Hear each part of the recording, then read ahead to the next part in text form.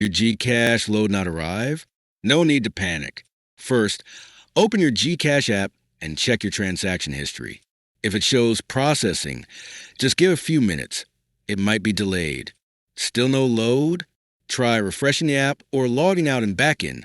Sometimes that does the trick. Next, ensure your internet connection is stable. If you purchase load from a retailer, double check that they entered the correct number. If you've tried all that and it's still not working, head over to the GCash Help Center. Report the issue and provide your transaction details for assistance. And that's how you tackle GCash loading issues. Thanks for watching.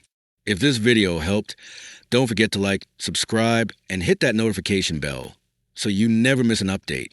Got questions? Drop them in the comments below. See you in the next one.